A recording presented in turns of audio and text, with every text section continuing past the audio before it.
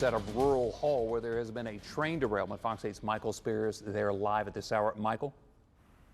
Hey, good morning, Brad. Well, crews have just moved several of the train cars back, giving us a way better vantage point of that train derailment. We've heard from the Forsyth County Fire Marshal that 3 rail cars are affected of this. 3 rail cars off the tracks. As you can see, it's still a very active scene. This is along Anderson Road, which is just off the main road through Rural Hall. Call came in just before 8 a.m. about that train derailment. This is not a passenger train, so the good news here, Brad, is there are no reported injuries. But we did learn that the 3 rail cars that are off the tracks were carrying collectively 75,000 gallons, according to the Rural Hall Fire Chief, of diesel emission fluid. Now, that is not believed to be hazardous, which is the good news because there is some seepage that crews are working to contain and not allow it to spread to neighboring businesses. So no injuries. This is non-hazardous. We did learn that this rail yard, which is operated by the Yadkin Valley Railroad, does haul ethanol out of here. And the Rural Hall Fire Chief says they are thankful this morning that those trains were not carrying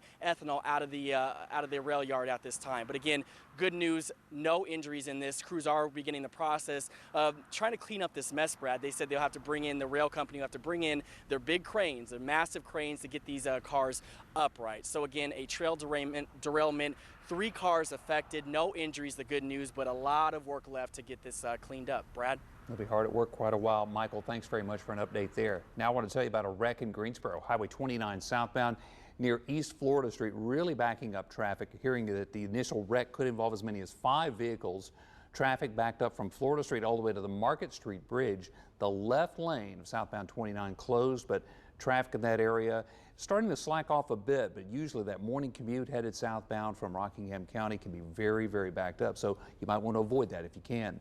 Winston-Salem Forsyth County school bus involved in an accident this morning. This happened on Yadkinville Road and Tolly Creek Drive. No kids on board at the time, though. Once again, no kids on board the bus. One other car was involved, and officials tell us that that vehicle had a Mount Tabor student driving the car. Student was taken to the hospital as a precaution because of a cut on his head. One man's dead after being hit by a car in McLeansville. Happened around 2 this morning. Troopers tell Fox 8 the 48-year-old pedestrian walking north on Rankin Mill Road at the time. They say he was close to the side of the road but still within the lane of travel, and when a car accidentally hit him from behind, the man was pronounced dead at the scene. Officials say the driver apparently did not see the man because it's a rural area, very dark out there. They haven't released the victim's identity, but we do know he was a resident of Greensboro. Later this morning, President Obama is scheduled to address the United Nations General Assembly. He's expected to speak about an agreement that would require countries to prosecute anyone who travels to the Middle East to fight with ISIS or support the terror group. The president's also expected to ask other nations for a firm commitment on how they will help the U.S. defeat the terror group. Yesterday, the U.S. and Arab allies launched the first wave of airstrikes in Syria against ISIS. Attorneys for the North Carolina NAACP are set to appear in federal court tomorrow for an appeal. The group's been very vocal about challenging the state's voter ID law. On Thursday, the appellate court will hear arguments in the case. The NAACP believes the measure will harm minority voters in the November elections.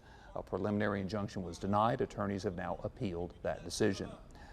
Today, a grand jury begins hearing testimony on whether driver Tony Stewart should face criminal charges in the accident that killed Kevin Ward Jr. The accident happened in August on a dirt track in New York.